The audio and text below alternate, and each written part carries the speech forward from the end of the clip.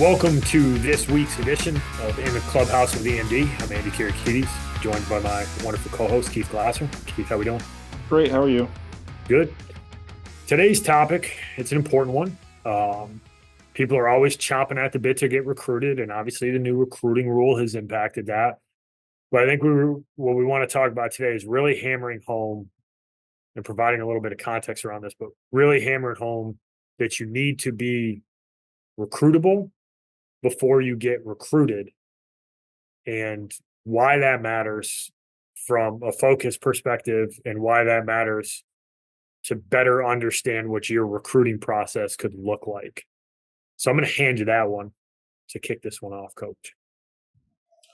Yeah, I mean, I think the thing that gets lost in everyone's recruitment process for the most part is where you start and how you start. And it starts with, are you recruitable to play baseball at the college level, right? Like we've talked about this, I think on a lot of earlier podcasts, and, it still holds true that you want to be like every program has a floor. So you're going to have to at least hit the floor at those programs in order to be recruited. And every program is going to have different kind of ideas and metrics and things that they look at when it comes to those types of things. So, it's going to vary program to program, player to player, and that's where you kind of see, like, I don't understand why this guy is committed here and this guy is going there, and it's going to vary program to program what they're looking for. But the you break it down to its basic component, like you have to be recruitable in order to be recruited. And I think that that's where a lot of people kind of get lost, and I think that that's where you have the misnomer that on-campus camps are just money grabs and stuff, because people go to these camps and you don't get recruited and you think that it's a money grab. Like, chances are you're not recruitable at that level or that school, like, and that's where you kind of need somebody to either tell you that or decipher that on your own, like, can I play at this level, and before you kind of go to those types of things. So it seems super basic and super easy, but I think it's something that trips a lot of people up on where they should be looking, how they should, how they go about their recruiting plan, whatever it is. But, first and foremost, you have to be able to be recruitable in order to be recruited. And that's kind of where, I think it starts for a lot of people, and I think it's where it ends for a lot of people. So, it's one of the big things that I think gets lost in all of this. Yeah, timing's important in that, right? Like if you're a 2026 right now, if you're not a surefire Division I guy, like you're probably not recruitable yet because your timeline's different, right? Like you need to be good enough to be recruited in August, September, and October. And if you're going to do that with the new rules and the new window, you need to be a really, really good player. And it doesn't mean that you won't be a Division I player, but you just might not be one of the guys who goes off the board early and you need to get a little bit better. Like kids progress at different rates. We talk about this all the time. But understanding when schools recruit, when guys come off the board from a recruiting and a commitment perspective allows you to better understand where you fit and why you're not getting recruited. Like not getting a call on August 1st doesn't mean you're not a college baseball player. It just means you're probably not one of the most recruitable players in the country. And that's okay. But it's also important to look in the mirror and go, all right, well, that's feedback from everybody who saw me play that I didn't get a phone call. So maybe I just need to go back to the drawing board and get better and not worry so much about the timing of it and when I'm going to get committed, more about what do I need to do to become a recruitable player.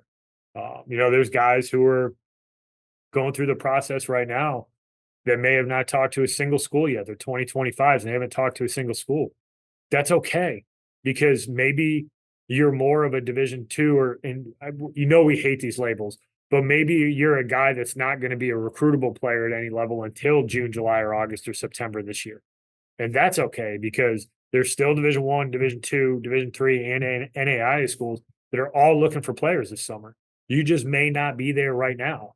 And we've worked with guys in the past that were barely recruitable players in April this time of year, and they're 2025s, right?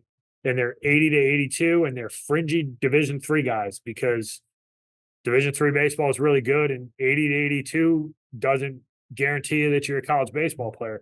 Fast forward 6 months, that kid's 87 to 89. He's got a Division I scholarship offer.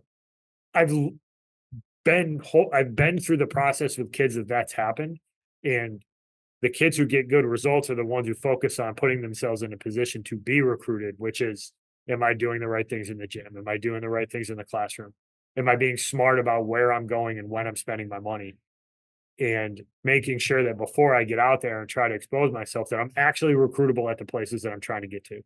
So if you, one, don't worry if you're not getting phone calls, because you just may not be quite there yet. And it doesn't mean you won't get there.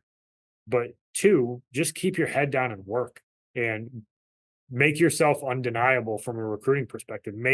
Show these guys that you're a good enough player. And it may not happen till June, July, August, September. But if you put yourself in a position to be recruitable, you'll get recruited. It's kind of the cut and dry portion of that, I guess. Yeah. We know of Division 1 programs that are still looking for 25s. I know of Division 2 programs that are looking for 25s. The vast majority of Division 3 is going to recruit 25s starting this spring and into the summer and into the fall. So, it doesn't necessarily, just because you're not getting calls from Division 1 coaches and such, doesn't necessarily mean that you're not going to be recruitable to play college baseball. I think understanding the timelines and how it plays out, the vast majority of Division 3s are still trying to wrap up their 2024 classes right now. With regular decision, most regular decisions are wrapping up today, middle of January. Sometimes they'll extend it. Some schools can get guys in late, past that. So, there's a lot of Division 3s that are still focused on the 2024 class and haven't even turned the page to the 2025 class. Doesn't necessarily mean that they're not recruiting it. But they're more focused on getting guys into the 24 class and then turning the page to get to the 25s here in, probably another 3-4 months, and then honing in on them all summer long and through the fall and into the winter of this year. So it's, you're 100% right. Just because you're not getting calls doesn't mean anything. It just means, make sure you're doing what you need to do in the classroom to make sure that you can keep as many doors as you possibly can open for you in the process. Do what you're supposed to do in the weight room so that you're as strong and as in shape as you can possibly be going into the season, so that when you do get in front of college coaches, you look the part and you're strong and you can hold up over the course of however many months it's going to be. Make sure that you're getting in and getting your development with your hitting and pitching guys and things like that, so that you're in as close to game shape as you possibly can get when you start your season here in the Northeast. I think we start they start around March and games start late March, early April. You still have 2.5 months to really focus. Like, if you lock in for the next, let's call it 60, 75 days, you can get really good. And then practice, same thing. Like, you have 90 days before you play a real game. Lock in for 90 days. That whole, cliche of get 1% better. Like, you could be 90% better in 90 days. And, that could really be the thing that separates you when you get into the summer and then start getting recruited by some really good Division 3 schools, Division 2, Division 1, because the spots are still available. Like, they're out there. It's just making sure, don't get discouraged with where you're at now.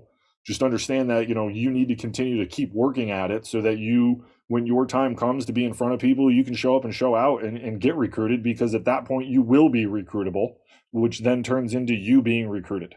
And I think it's just understanding that this is a long process. And, you're right. We've dealt with a lot of people who weren't, necessarily ready in April. And then in October we get a call, and then, we're able to place guys or help guys get placed because they've made jumps and they are now recruitable student athletes. And, I've seen it happen. It happened when I was coaching. It happens now that I'm in this side of it. Like, it's not the end of the world that you're not getting phone calls right now. It's fine. There's going to be plenty of spots available for you to be able to fill out a roster somewhere and find the right fit from an athletic and academic standpoint. Focus on being recruitable and you will get recruited. We promise. Anything else you want to add, Coach? Nope. All right. Well, thanks for listening, everybody. Check in next week. We will have more for you then. Until then, talk soon. Thanks for listening. Thank you for listening this week. If you're watching on YouTube, go ahead and hit that subscribe button and smash that like button for us. Check us out on Apple Podcasts, Google Podcasts, as well as Spotify. You can follow us on Twitter and Instagram at EMD Baseball. If you want to find out what me and Keith do to help families and players navigate the recruiting process, go ahead and check us out on emdbaseball.com. Take a few minutes to check out our new online academy. I promise you'll get some good information out of that. Thanks again for listening. Check in with you next week.